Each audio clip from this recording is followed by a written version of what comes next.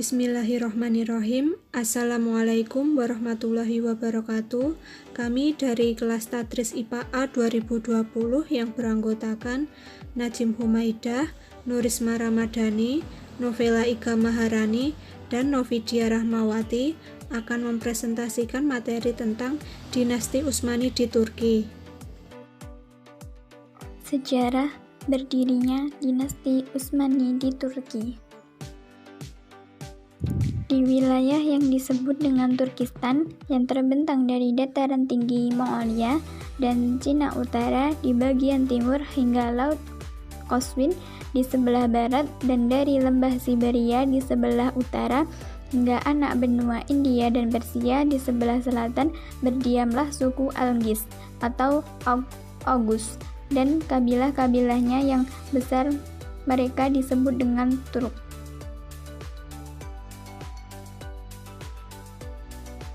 Kabilah ini kemudian melakukan migrasi besar-besaran dari negerinya pada paruh kedua abad ke-6 Masehi ke Asia Tengah. Beberapa sejarawan menyebutkan sebab migrasi itu. Faktor yang mendorong sebab migrasi adanya faktor ekonomi, kemarau panjang, dan banyaknya keturunan mereka karena telah menyebabkan mereka merasa tidak nyaman berada di dalam negeri asalnya, sehingga mereka melakukan migrasi untuk mencari rumput dan padang, serta kehidupan yang lebih baik. Sebagian berpendapat lain, migrasi itu terjadi karena faktor politik, mengingat kabilah itu mendapat ancaman keras dari beberapa kabilah yang berjumlah lebih besar dan kekuatan yang lebih besar pula, yaitu kabilah Mongolia. Tekanan inilah yang memaksa mereka harus melakukan hijrah untuk mencari tempat dan mereka meninggalkan tanah tempat tinggal mereka untuk mencari rasa aman dan tempat tinggal yang mapan. Kabilah migrasi ini terpaksa menuju ke arah barat dan berhenti di pinggiran sungai Ceyhun. Kemudian untuk beberapa lama tinggal di Tibristan dan Jurjan. Demikian mereka dekat dengan wilayah kekuasaan Islam yang sebelumnya ditaklukkan kaum muslimin. Setelah peperangan Nahrawan dan setelah jatuhnya pemerintahan Sasanid di Persia pada tahun 21 Hijriah atau 641 Masehi.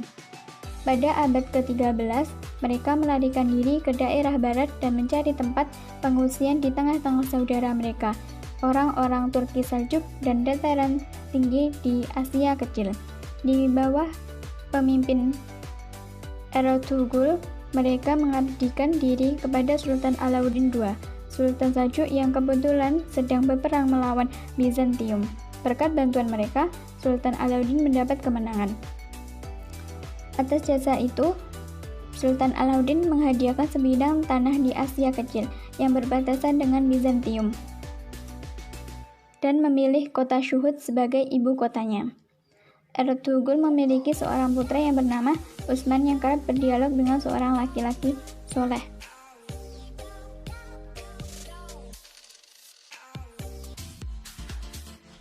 Ketika Ertugrul meninggal dunia pada tahun 687 Hijriah, Utsman menggantikan posisinya. Hal yang dilakukan pertama ialah memperluas wilayah kekuasaan sukunya dengan atas persetujuan Alauddin Amir Karoman. Pada tahun 699 Hijriah atau 1300 Masehi, bangsa Mongol menyerang kerajaan Seljuk dan Sultan Alauddin terbunuh.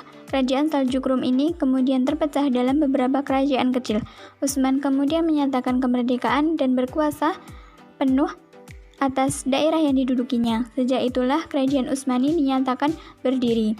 Utsman mendirikan negara Utsmani yang dialamatkan kepada namanya, dengan ibu kota yaitu kota Yenisehir, yang berarti kota baru, yang tadinya bernama Eski Sehir. Ia juga membuat bendera negara yang sampai sekarang masih dipakai negara Turki. Utsman pun mengajak para amir Romawi Bizantium yang berada di Asia Kecil untuk masuk Islam. Jika menolak, maka mereka diharuskan membayar upeti atau jizyah. Jika mereka menolak membayar jizyah, konsekuensinya mereka akan diperangi. Para amir Romawi Bizantium itu pun khawatir kehilangan kerajaan mereka, sehingga mereka meminta bantuan Mongol untuk melawan negara Utsmani. Hanya saja Utsman telah mempersiapkan sekelompok pasukan di bawah komando Orkan, yaitu putra keduanya. Ia lantas memberangkatkan sang putra untuk memerangi Mongol. Orkan pun dapat mengobrak-abrik kekuatan Mongol. Pada tahun 717 Hijriah, ia menaklukkan kota Bursa serta menjamin keamanan penduduknya. Karena diperlakukan Orkan dengan baik, mereka memberi 30.000 keping uang emas. Sementara penguasa kota itu, Efronos, langsung memeluk Islam. Jadilah ia salah satu jenderal yang paling menonjol. Kemudian, pada tahun 726 Hijriah, yaitu bertepatan dengan wafatnya Utsman, sebelumnya ia telah mewariskan tampuk kekuasaan bagi Orkan, yaitu putranya. Utsman pun dimakamkan di kota Bursa. Selanjutnya, kota tersebut dijadikan makam keluarga dinasti Utsmani. Utsman mendapatkan gelar Al-Ghazi yang bermakna Al-Mujahid, pejuang. Gelar ini disandang Utsman sekaligus menjadi semboyannya, yaitu menjadi pejuang atau gugur sebagai syahid. Selanjutnya, gelar tersebut dipakai banyak sultan di negara Utsmani. Penaklukan Konstantinopel. Umat Islam berupaya menaklukkan Konstantinopel beberapa kali sebelum era Utsmani. Mereka dimotivasi oleh hadis Rasulullah SAW. Rasulullah SAW bersabda bahwa sungguh Konstantinopel akan bisa ditaklukkan di tangan seorang laki-laki, maka orang yang memerintah di sana adalah sebaik-baik penguasa dan tentaranya adalah sebaik-baik tentara. Hadis riwayat Ahmad. Kekuatan Islam terus berusaha merambah ke Konstantinopel sejak masa pemerintahan Muawiyah bin Abu Sufyan tahun 44 Hijriah, namun belum berhasil, dan serangan paling besar pun dilakukan pada masa pemerintahan Sulaiman bin Abdul Malik pada tahun 98 Hijriah, namun juga belum berhasil, sehingga berlanjut sampai di awal Khilafah Abbasiyah yang berlangsung jihad yang sedemikian intensif untuk melawan pemerintahan Bizantium, namun juga belum berhasil. Walaupun serangan itu telah menimbulkan gejolak di dalam negeri Bizantium, khususnya serangan yang dilakukan oleh Harun ar-Rasyid pada tahun 190 Hijriah. Setelah itu, beberapa kerajaan kecil Islam di Asia Kecil yang terpenting adalah pemerintahan Saljuk yang kekuasaannya mencapai Asia Kecil telah melakukan hal yang sama. Pada awal abad ke-8 Masehi, pemerintah Utsmani menggantikan pemerintahan Saljuk. Mula-mula gerakan ini dilakukan oleh Sultan Bayezid yang bergelar Sang Kilat. Sultan Bayezid melakukan perjanjian dengan Kaisar dan menuntutnya untuk menyerahkan kota itu dengan cara damai kepada kaum muslimin. Namun, Kaisar mengulur-ulur waktu dan berusaha meminta bantuan kepada negara-negara Eropa untuk menghadang serangan tentara Islam ke Konstantinopel. Pada saat bersamaan pula, muncul tentara Mongolia di bawah pimpinan Timur Leng menyerbu wilayah-wilayah yang berada di bawah kekuasaan Utsmani. Sehingga terjadilah pertempuran Ankara yang sangat masyhur. Ketika itu Sultan Bayezid ditawan dan kemudian wafat saat berstatus sebagai tawanan tahun 1402 Masehi. Akibatnya, pemerintahan Utsmani sementara waktu berhenti untuk menaklukkan kota Konstantinopel. Tatkala negara Utsmani ini mulai stabil, semangat jihad pun kembali berkobar. Pada masa pemerintahan Murad II berkuasa, beberapa kali usaha penaklukan Konstantinopel dilakukan. Di samping itu, Kaisar Bizantium berusaha menimbulkan api fitnah di tengah-tengah barisan kaum muslimin dengan memberi bantuan kepada orang-orang yang memberontak kepada Sultan. Kaisar Bizantium pun berhasil memecah konsentrasi pasukan Murad II saat menaklukkan Konstantinopel. Tentara Utsmani pun tidak mampu merealisasikan apa yang menjadi cita-cita Murad II, kecuali di masa anaknya yang bernama Sultan Muhammad Al-Fatih. Pembahasan tentang penaklukan Konstantinopel dijelaskan secara merinci oleh Profesor Dr. Ali Muhammad Al-Salabi dalam kitabnya yang berjudul Al-Daulah Al-Utsmaniyah, yang merinci sebanyak 10 poin penting. Yang pertama, persiapan penaklukan Konstantinopel. Pada masa pemerintahan Sultan Muhammad Al-Fatih, Berbagai cara dan strategi dilakukan untuk menaklukkan kota Konstantinopel. Di antaranya yaitu A. Memperkuat kekuatan militer Utsmani dari segi personil hingga jumlahnya mencapai kurang lebih 250.000 mujahidin. B. Memperkuat pelatihan pasukan. C. Memperhatikan sisi ruhiyah dan menanamkan semangat jihad. D. Memantapkan pasukan dengan dukungan banyak ulama. E. Memperkuat kekuatan dari sisi infrastruktur. F. Membangun benteng Romali Hisyar yang merupakan titik paling strategis yang berada di wilayah selatan Eropa, tepatnya di Selat Bosporus. Yang kedua adalah perang mulai berkobar. Kota Konstantinopel adalah sebuah kota laut yang tidak mungkin bisa dikepung kecuali dengan menggunakan kapal-kapal dan dikelilingi lautan dari 3 sisi sekaligus, yaitu Selat Bosporus, Laut Marmara, dan Selat Tanduk Emas, yang dijaga dengan menggunakan rantai yang sedemikian besar sehingga sangat tidak mungkin bisa setiap kapal untuk masuk ke perairan Konstantinopel. Namun di samping itu daratannya juga dijaga dengan pagar-pagar yang kokoh yang terbentang dari Laut Marmara hingga Selat Tanduk Emas yang hanya diselingi Sungai Likus. Pagar dinding pun sangat tinggi hingga 60 kaki, dilengkapi menara, pagar dalam, pos pemantau, dan dijaga oleh banyak pasukan. Dan dari segi militer pun, kota Konstantinopel dianggap sebagai kota yang paling aman dan terlindungi karena di dalamnya ada pagar-pagar pengaman, benteng-benteng yang kuat, dan perlindungan secara alami. Pasukan laut Utsmani berusaha melampaui rantai-rantai besar yang dipasang pasukan Bizantium tersebut. Pasukan Islam pun melepaskan busur-busur panahnya pada kapal-kapal Eropa dan Bizantium. Namun, pada awalnya operasi ini memang gagal, sehingga semakin menambah semangat tempur pasukan musuh yang menjaga kota. Yang ketiga ialah Sultan Muhammad Al-Fatih berunding dengan Kaisar Konstantin. Pasukan Utsmani dengan semangat tempur tinggi terus menggempur kota Konstantinopel yang dipimpin secara langsung oleh Sultan Muhammad Al-Fatih. Dan pada saat yang sama, pasukan Bizantium juga melakukan perlawanan dengan gagah berani. Kaisar Bizantium berusaha sekuat tenaga menyelamatkan kota dan rakyatnya dari serangan tentara Utsmani. Dia pun segera mengajukan bermacam-macam tawaran kepada Sultan agar mau menarik pasukannya dan sebagai penggantinya akan menyetorkan uang dan akan menyatakan ketaatan kepadanya.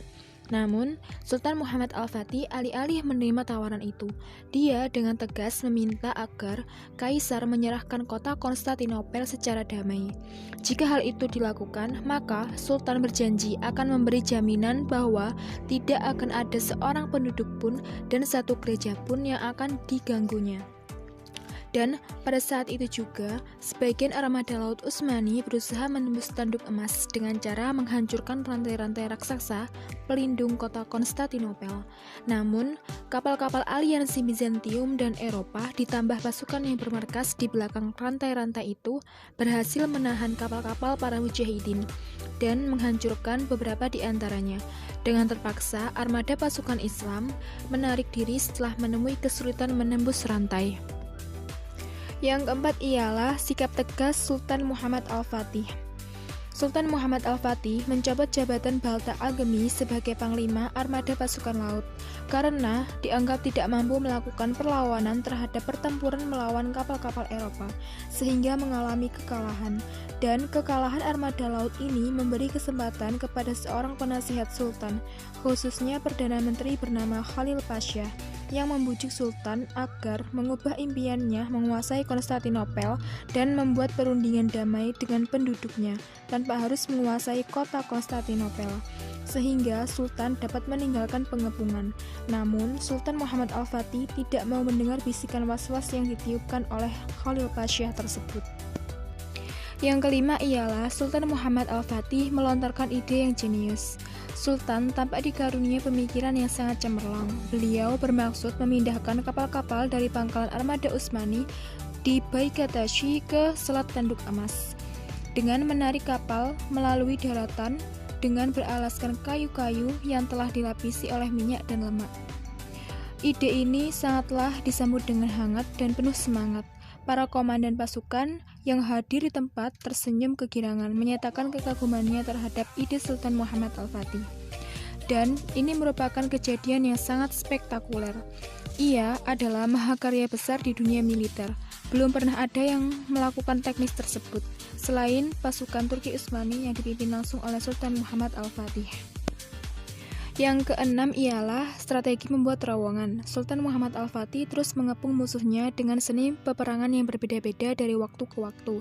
Seni berperang seperti ini merupakan inovasi baru yang belum pernah ada sebelumnya dan dikenal sebagai perang urat saraf. Pada fase pengepungan ini, tentara Utsmani itu melakukan terobosan baru yang usahanya dilakukan untuk memasuki kota Konstantinopel. Mereka menggali terowongan bawah tanah dari tempat-tempat yang berbeda-beda dengan sasaran ke tengah kota. Yang ketujuh ialah strategi membuat benteng bergerak dari kayu. Pasukan Utsmani melakukan terobosan baru dalam pertempuran. Mereka kini membuat semacam benteng yang besar, terbuat dari kayu, dan ia bisa bergerak. Benteng ini terdiri dari 3 tingkat dengan ketinggian yang melebihi pagar-pagar pembatas kota Konstantinopel. Benteng tersebut dilapisi tameng dan kulit yang dibasahi air, sehingga tidak mudah terbakar api. Pada setiap tingkatan benteng kayu ditempatkan sejumlah pasukan yang terlatih. Yang kedelapan ialah menjelang penahlukan umum.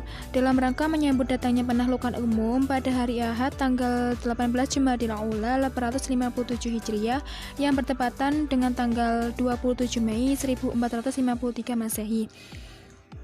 Sultan Muhammad Al-Fatih memberikan wejangan kepada pasukannya untuk khusyuk, mensucikan diri, mendekatkan diri kepada Allah dengan melakukan sholat dan amal-amal kebaikan lainnya. Beliau memerintahkan agar para mujahidin banyak berdoa dan merendahkan diri di hadapan Allah Subhanahu wa Ta'ala dengan harapan semoga Allah memudahkan penahlukan kota. Semangat ini tersebar luas di kalangan kaum muslimin. Dan pada sore harinya, tentara Utsmani menyalakan api yang begitu tinggi membumbung di sekitar markas mereka, mengumandangkan tahlil dan takbir.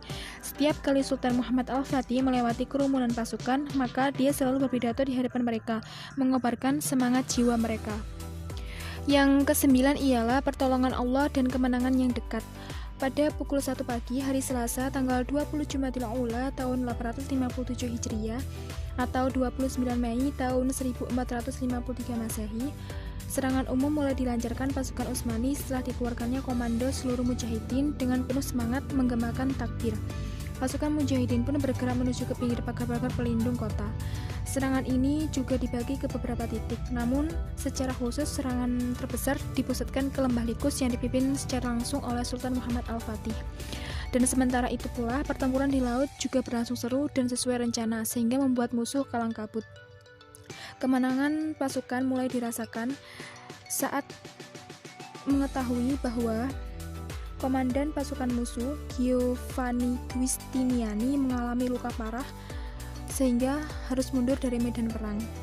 Pasukan Utsmani pun melanjutkan serangan di sisi lain sehingga mereka mampu memasuki pagar pertahanan musuh, menguasai beberapa benteng dan menghantam musuh di pintu gerbang Adrianopel. Disinilah panji-panji Utsmani mulai disebarkan. Pasukan Islam bergerak maju laksana gelombang ke dalam kota Konstantinopel melalui wilayah tersebut. Tatkala Kaisar Konstantin melihat panji-panji Utsmani berkibar di antara benteng-benteng di bagian kota utara, dia yakin bahwa kini tidak mungkin lagi Konstantinopel dipertahankan. Dan Kaisar Konstantin pun dikabarkan meninggal dan memiliki pengaruh besar dalam meningkatkan semangat juang pasukan Utsmani untuk meruntuhkan semangat pasukan Nasrani yang tetap mempertahankan kota Konstantinopel. Dan di hari ini, kemenangan itu pun terjadi. Poin yang terakhir ialah poin ke-10, ketinggian akhlak Sultan Muhammad Al-Fatih. Setelah pasukan Utsmani memenangkan pertempuran dan kota Konstantinopel berhasil dikuasai, dan Sultan Muhammad Al-Fatih pun menjadi penguasanya. Di sini, Sultan Muhammad Al-Fatih tidak semena-mena dalam menjadi penguasa. Beliau mengubah gereja Hagia Sophia menjadi masjid bertujuan untuk dipergunakan sebagai sarana sholat Jumat dan memperlakukan penduduk Konstantinopel dengan cara yang penuh rahmat, tidak pernah semena-mena terhadap mereka. Kerajaan Turki Utsmani merupakan salah satu kerajaan besar yang mengangkat Islam dari ketertinggalannya. Setelah bangsa Mongol menghancurkan pusat peradaban Islam di Baghdad di bawah pemerintahan dinasti Abbasiyah. Kemajuan Islam pada masa ini ahli sejarah sering menyebutnya dengan kemajuan Islam kedua. Peradaban pada masa dinasti Utsmani dibagi menjadi 3, yaitu pertama pada bidang politik dan militer, kedua bidang ilmu pengetahuan dan budaya, ketiga bidang keagamaan. Yang pertama pada bidang politik dan militer. Untuk pertama kalinya, kekuatan militer kerajaan Utsmani ini mulai ditata dengan baik ketika terjadi kontak senjata dengan Eropa, sehingga pasukan militer mendapatkan pengalaman berupa taktik dan strategi untuk mengalahkan lawan. Namun begitu, pengorganisasian yang baik itu masih tetap mengalami kendala, sehingga Orkan mengadakan perombakan secara besar-besaran dalam tubuh militer. Perubahan tersebut bukan hanya dalam bentuk mutasi terhadap personil, tetapi perubahan dalam keanggotaan. Bangsa non-Turki direkrut menjadi anggota, bahkan orang Kristen yang masih kecil diambil untuk dilatih dan dididik secara Islami untuk dijadikan sebagai prajurit. Berkat pasukan tersebut, kerajaan Utsmani menjadi mesin perang yang paling unggul dan memberikan semangat besar dalam menaklukkan ke negara non-Islam. Di samping itu dibentuk pula pasukan kaum feodal yang disebut kelompok militer Taujiyah. Pengorganisasian militer yang sangat baik itu dilakukan oleh Orkan, selanjutnya diteruskan oleh anaknya yaitu Murad, yang juga menciptakan Korps Janissary. Di masa Murad ini dilakukan perombakan personil, pemimpin, dan anggotanya sekaligus. Seluruh pasukan militer dididik dan dilatih dalam asrama militer dengan pembekalan semangat perjuangan yang bernuansa Islami. Kekuatan militer Janissary ini selanjutnya berhasil mengubah negara Utsmani yang baru lahir itu menjadi mesin perang yang paling kuat dan dahsyat dan memberikan dorongan yang besar bagi penakluk negara-negara non-muslim. Di samping penataan dan pembinaan di bidang militer yang baik, bidang pemerintahan dan politik juga diatur dan dikembangkan sedemikian rupa oleh Sultan Sulaiman. Misalnya membuat undang-undang, sehingga beliau dikenal dengan sebutan Al-Qanun. Dalam mengelola wilayah yang sangat luas, Sultan Sulaiman senantiasa bertindak tegas. Dalam struktur pemerintahan, Sultan Sulaiman sebagai penguasa tertinggi, dibantu oleh Al-Azam atau Perdana Menteri yang membawahi Pasha atau Gubernur. Gubernur mengepalai daerah tingkat pertama, di bawahnya terdapat beberapa orang Al-Zanuzik atau Al-Alawiyah atau Bupati. Sistem pengorganisasian militer, pemerintahan, dan stabilitas politik dalam negeri kerajaan Utsmani yang begitu rapi mendorong keberhasilan memperluas wilayahnya dari berbagai daerah. Wilayah-wilayah yang pernah dikuasai oleh kerajaan Turki Utsmani antara lain: pertama, ke daerah Eropa. Pada masa pemerintahan Murad pertama menaklukkan Adrianopel atau Edirne pada tahun 1361 Masehi. Makedonia pada tahun 1382 Masehi, Sofia pada tahun 1385 Masehi, Nishi pada tahun 1386 Masehi, Balkan atau Kosovo pada tahun 1389 Masehi. Bayazid pertama sebagai pengganti Murad pertama menaklukkan Turkeman di Anatolia Barat dan sisa-sisa Anatolia lainnya pada tahun 1389 Masehi. Kedua, ke daerah Konstantinopel, ibu kota Bizantium, ditaklukkan oleh Muhammad II pada tahun 1453 Masehi. Ketiga, ke daerah Timur Tengah. Kerajaan Turki Utsmani mendominasi hampir seluruh wilayah Timur Tengah lebih dari 5 abad lamanya.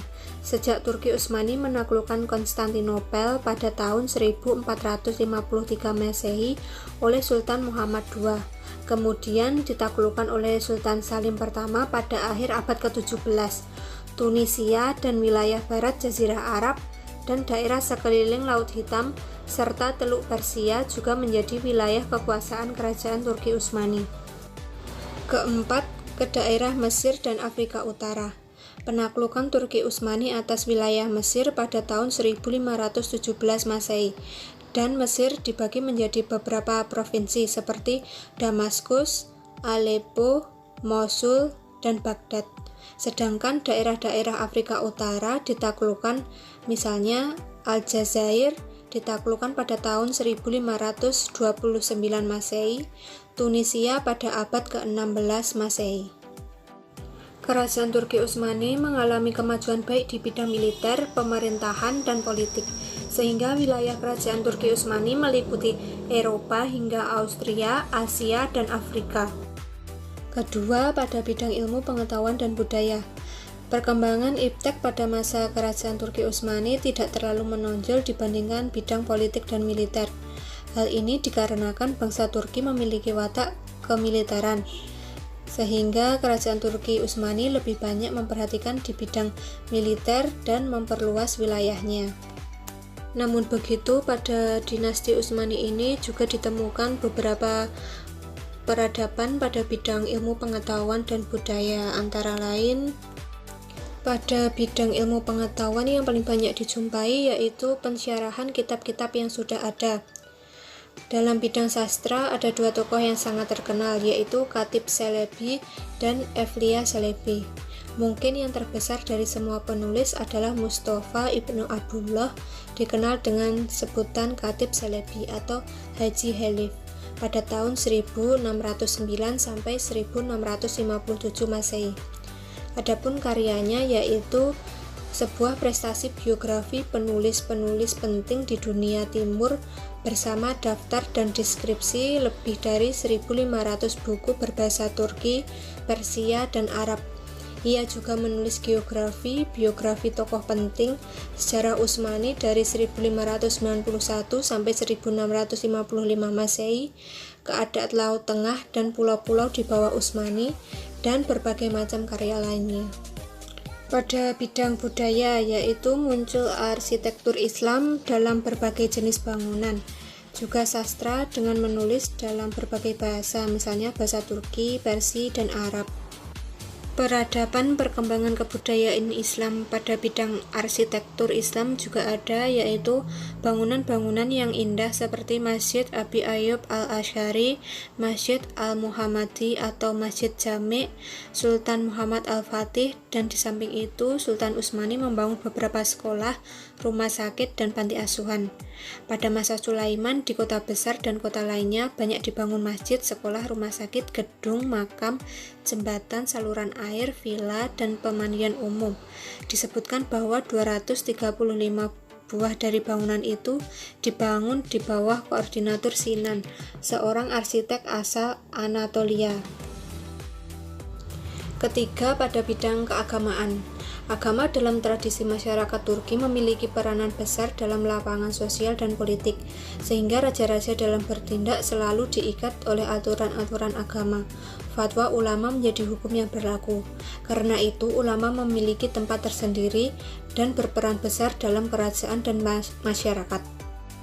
Gerakan lain di bidang keagamaan ini adalah munculnya kelompok-kelompok tarekat atau tasawuf, di mana gerakan itu yang nantinya menjadi penggerak kekuatan terhadap pasukan kerajaan Utsmani.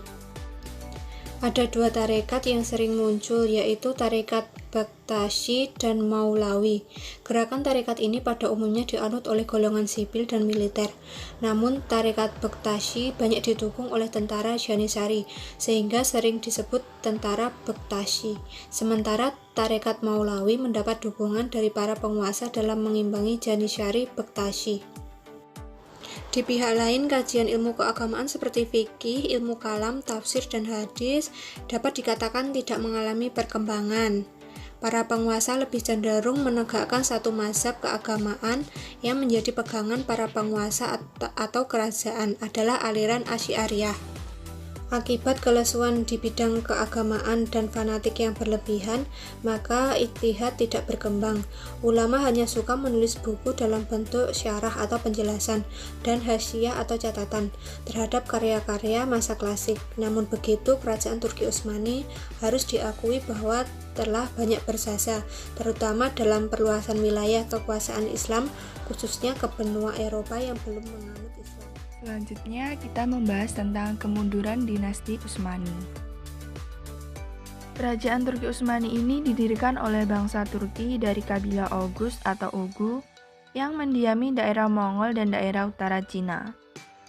Kerajaan Turki Utsmani mulai memasuki kemunduran pada abad ke-17 Masehi. yang ditandai dengan kekalahan militernya dalam menghadapi dunia Kristen Barat. Bahkan, gejala awal dari kemunduran itu mulai tampak sejak abad ke-16 Masehi, yang ditandai dengan kelemahan para sultan dalam mengendalikan negara. Sepeninggalan Sultan Sulaiman Al-Qanuni, Turki Utsmani telah jatuh ke tangan sultan-sultan yang lemah. Sultan Salim II yang merupakan pengganti langsung dari Sultan Sulaiman Al-Qanuni adalah figur yang lemah. Ia adalah tipe sultan kerajaan Turki Utsmani yang tidak disukai oleh rakyatnya. Faktor penyebab kemunduran Turki Utsmani ini ialah setelah wafatnya Sulaiman Al-Qanuni. Hal ini disebabkan banyaknya kekacauan yang terjadi setelah Sultan Sulaiman meninggal. Di antaranya, perebutan kekuasaan antara putra beliau. Selain itu, juga melemahnya semangat perjuangan prajurit Utsmani yang mengakibatkan kekalahan dalam menghadapi beberapa peperangan. Dan dalam sistem ekonomi mereka semakin memburuk, serta sistem pemerintahannya tidak berjalan dengan semestinya. Selain itu, ada pun faktor-faktor yang menyebabkan kemunduran Turki Utsmani. Yang pertama adalah luasnya wilayah kekuasaan. Perluasan wilayah yang begitu cepat yang terjadi pada kerajaan Utsmani menyebabkan pemerintah merasa kesulitan dalam melakukan administrasi pemerintahan, terutama pasca pemerintahan Sultan Sulaiman, sehingga administrasi pemerintahan kerajaan Utsmani tidak beres. Tampaknya, penguasa Turki Utsmani hanya mengadakan ekspansi, tanpa mengabaikan penataan sistem pemerintahan. Hal ini menyebabkan wilayah-wilayah yang jatuh dari pusat mudah direbut oleh musuh dan sebagian berusaha melepaskan diri. Yang kedua adalah heterogenitas penduduk. Sebagian kerajaan besar yang merupakan hasil ekspansi dari berbagai kerajaan mencakup Asia Kecil, Armenia, Irak, Syria, dan negara lainnya, maka di kerajaan Turki terjadi heterogenitas penduduk. Dari banyaknya dan beragamnya penduduk, maka jelaslah administrasi yang dibutuhkan juga harus memadai dan bisa memenuhi kebutuhan hidup mereka. Akan tetapi, kerajaan Utsmani pasca Sulaiman tidak memiliki administrasi pemerintahan yang bagus, ditambah lagi dengan pemimpin-pemimpin yang berkuasa sangat lemah dan mempunyai pengaruh yang buruk. Yang ketiga adalah kelemahan para penguasa. Dalam sistem pemerintahan apapun, kepala negara nampaknya merupakan salah satu faktor kuncinya. Sepeninggalan Sultan Sulaiman Al-Qanuni, kerajaan Utsmani selalu dipimpin oleh sultan-sultan yang lemah. Kelemahan tersebut di samping berasal dari pola hidup, juga bakat kepemimpinannya. Para sultan tidak jarang mengambil wanita-wanita dari daerah yang ditaklukkannya untuk dijadikan permaisuri. Wanita-wanita istana ini baik secara langsung atau tidak langsung, akan membuka jalan bagi terbongkarnya rahasia para sultan kepada pihak-pihak yang menyimpan dendam, serta berusaha untuk menggulingkan sultan. Politik para wanita istana ini tidak jarang juga melibatkan pasukan Janissary. Misalnya, pembunuhan terhadap Sultan Ibrahim I oleh tentara Janissary. Yang keempat adalah budaya pungli. Budaya ini telah merajalela yang mengakibatkan dekadensi moral, terutama di kalangan pejabat yang sedang memperebutkan kekuasaan ataupun jabatan. Yang kelima adalah pemberontakan tentara Janissary. Pemberontakan Janissary terjadi sebanyak 4 kali, yaitu pada tahun 1525 Masehi, 1632 Masehi, 1727 Masehi, dan 1826 Masehi. Pada masa belakangan, pihak Janissary tidak lagi menerapkan prinsip seleksi dan prestasi. Keberadaannya didominasi oleh keturunan dan golongan tertentu yang mengakibatkan adanya pemberontakan-pemberontakan. Yang keenam adalah merosotnya ekonomi. Akibat peperangan yang terjadi secara terus-menerus, maka biaya pun semakin membengkak. Sementara belanja negara pun sangat besar, sehingga perekonomian kerajaan Turki pun merosot. Yang ketujuh adalah terjadinya stagnasi dalam lapangan ilmu dan teknologi. Ilmu dan teknologi selalu berjalan beriringan, sehingga keduanya sangat dibutuhkan dalam kehidupan. Kerajaan Utsmani kurang berhasil dalam mengembangkan ilmu dan teknologi ini karena hanya mengutamakan pengembangan militernya saja. Kemajuan militer yang tidak diimbangi dengan kemajuan ilmu dan teknologi menyebabkan kerajaan Utsmani tidak sanggup menghadapi persenjataan musuh dari Eropa yang lebih maju dari kerajaan Utsmani. Sekian presentasi dari kelompok kami yang menjelaskan tentang dinasti Utsmani di Turki. Apabila ada kesalahan kata kami mohon maaf. Wabillahi taufik wal hidayah. Wassalamualaikum warahmatullahi wabarakatuh.